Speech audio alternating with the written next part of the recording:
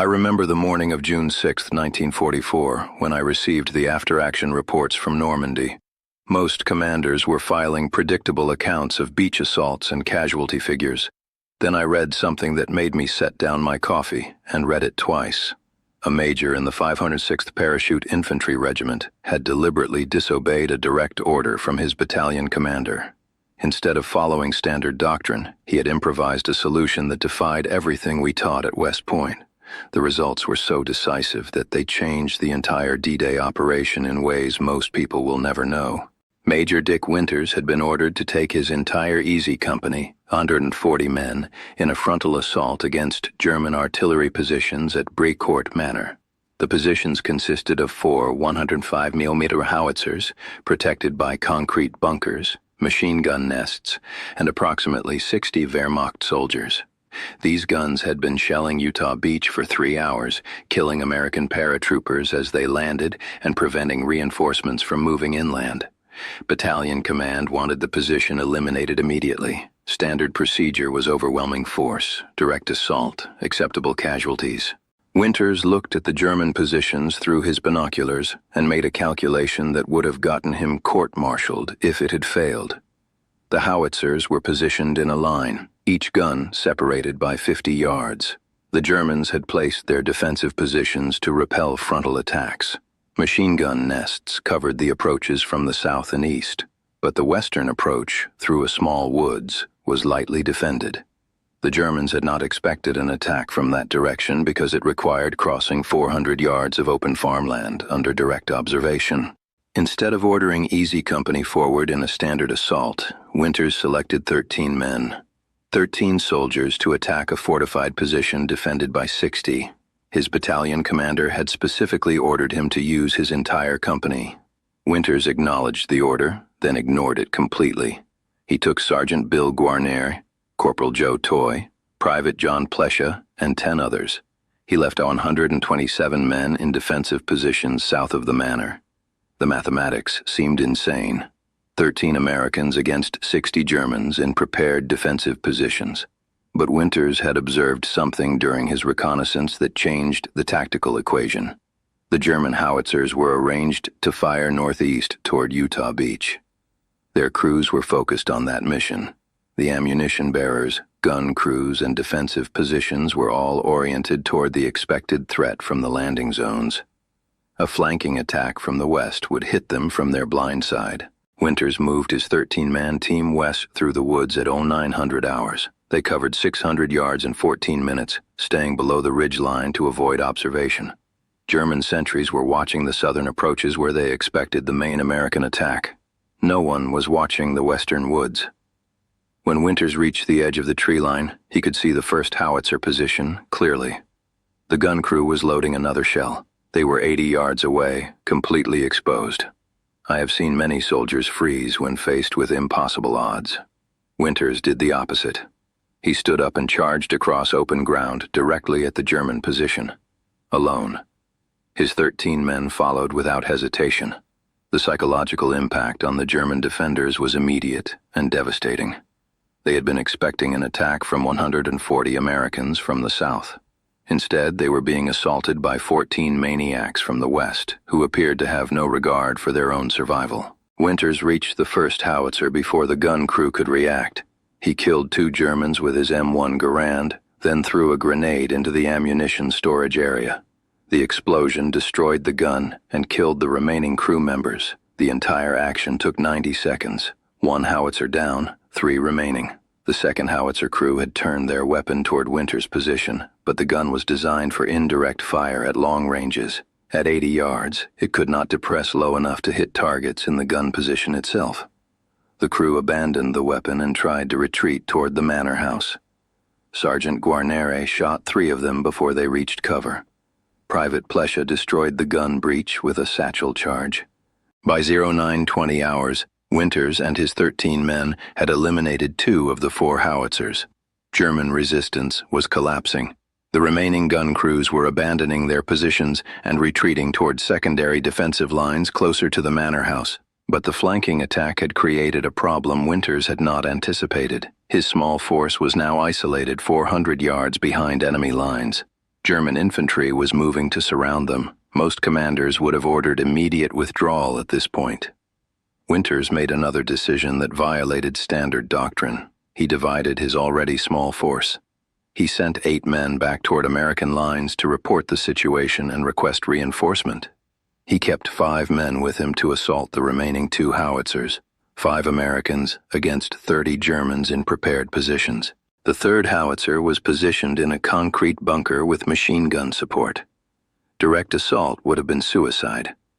Winters studied the position for 3 minutes, then executed a maneuver I had never seen in any tactical manual. He sent 2 men to create a diversion on the east side of the bunker while he approached from the west with the remaining 3 soldiers. When the German machine gunners turned to engage the diversion, Winters attacked the bunker from behind. The assault lasted 7 minutes. Winters personally killed 6 German soldiers inside the bunker.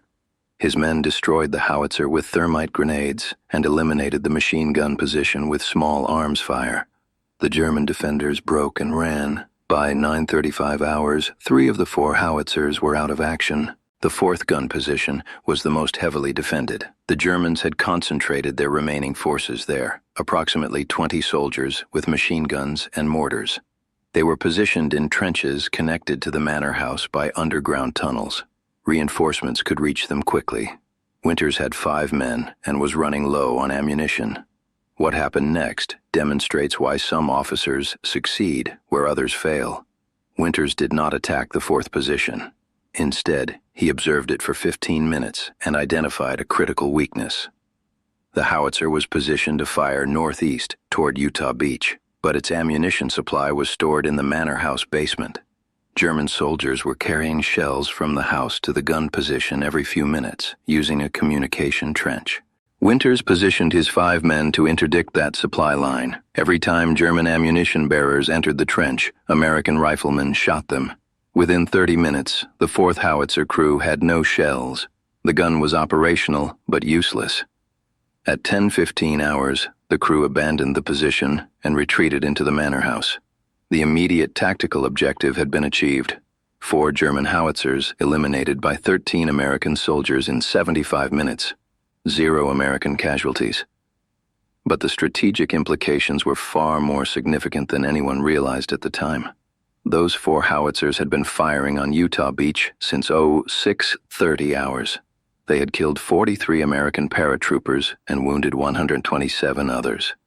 More importantly, they had prevented 2 entire regiments from moving inland to secure their D-Day objectives. If you want to hear more stories like this that most people never learn about, this might be the only place you'll find them. These accounts don't make it into the standard histories. When the howitzers stopped firing, American forces on Utah Beach immediately noticed the change. Without German artillery harassment, landing craft could approach the beach more safely. Reinforcements moved inland without taking casualties from artillery fire. 2 regiments that had been pinned down near the beach for 3 hours were able to advance 2 miles inland by 1200 hours.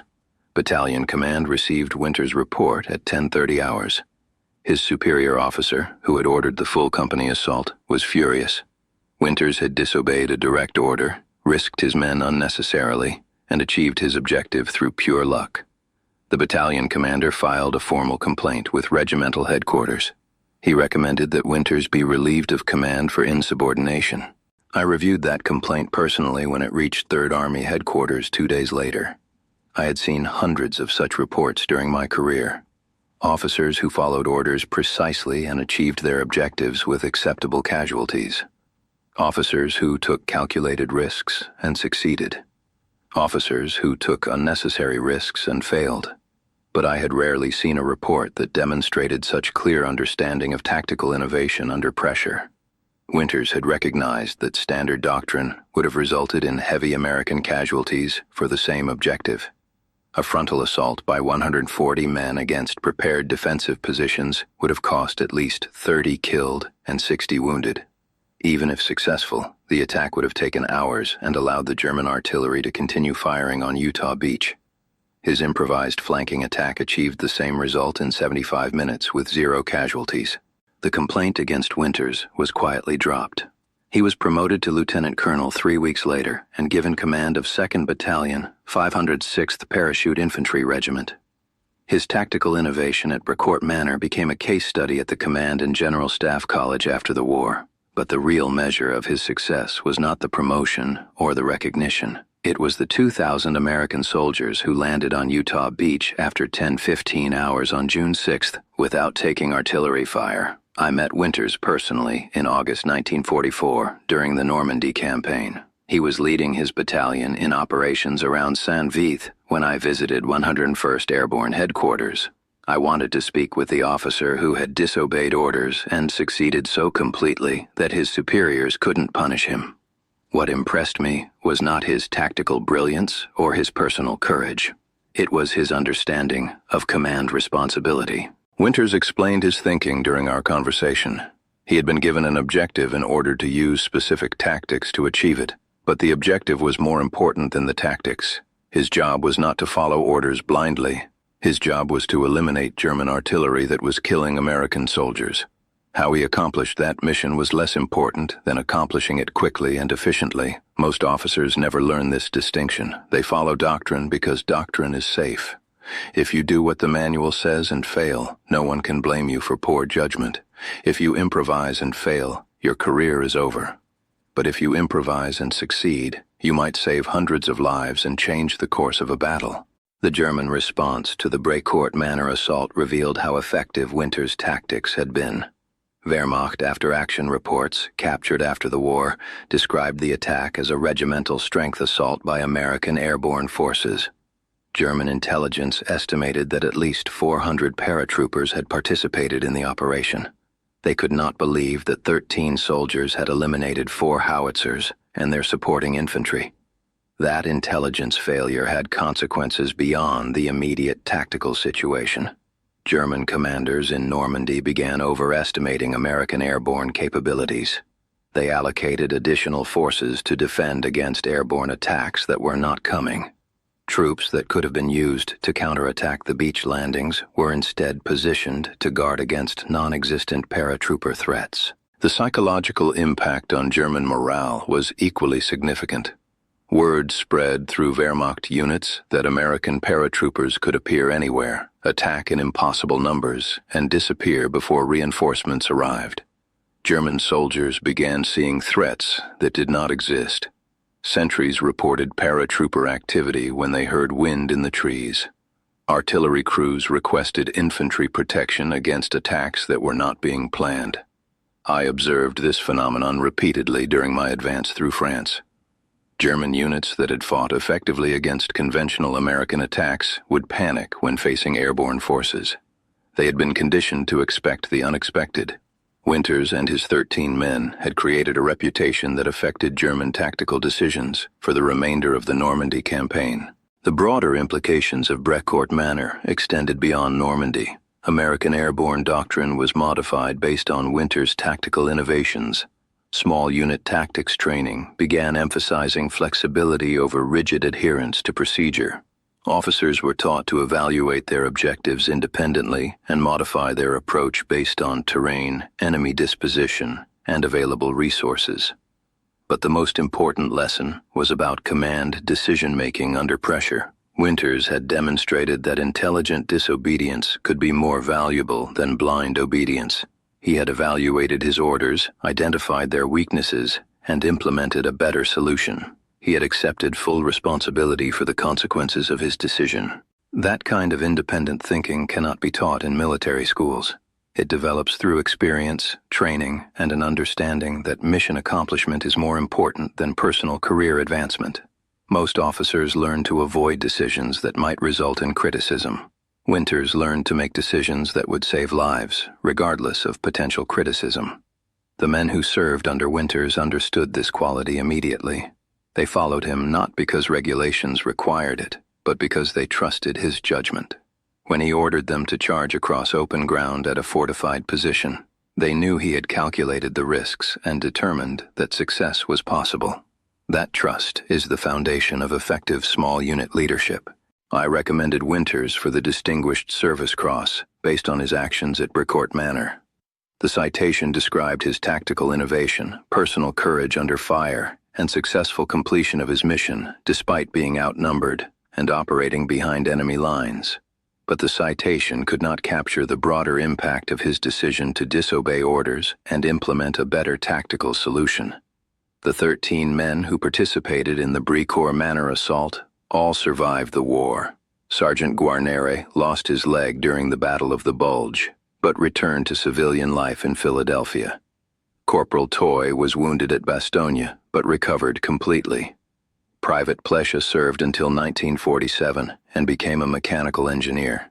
Their survival rate was remarkable considering the dangerous missions Easy Company undertook during the remainder of the war. That survival rate was not accidental. Winters continued to modify standard tactics based on tactical situations throughout the war. He studied terrain, enemy capabilities, and available resources before implementing his plans. He refused to order attacks that would result in unnecessary casualties. His men understood that following his orders gave them the best chance of surviving and accomplishing their missions.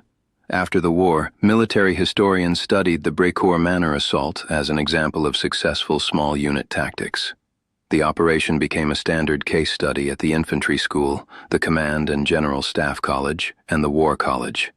But most of these studies focused on the tactical details rather than the command decision-making process that made the tactics possible. The real lesson of Bricourt Manor was about intellectual courage. Winters had possessed the confidence to reject conventional wisdom when conventional wisdom was wrong. He had evaluated his situation independently and implemented a solution that contradicted his orders but achieved his objective more effectively.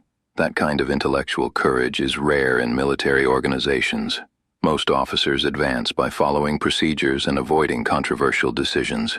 They learn to implement policy rather than question it. They develop technical competence, but not independent judgment. Winters demonstrated that the best officers must be willing to take calculated risks that extend beyond personal career considerations. The German artillery pieces captured at Bricourt Manor were examined by American ordnance specialists after the battle. The howitzers were French-manufactured 105mm guns that had been captured during the 1940 campaign and modified by Wehrmacht engineers. They were capable of firing 20 rounds per hour at targets up to 12 kilometers away. Each gun required a crew of 6 soldiers, plus ammunition bearers and communication personnel. Those technical details explained why the Bricourt Manor position had been so dangerous to American forces on Utah Beach.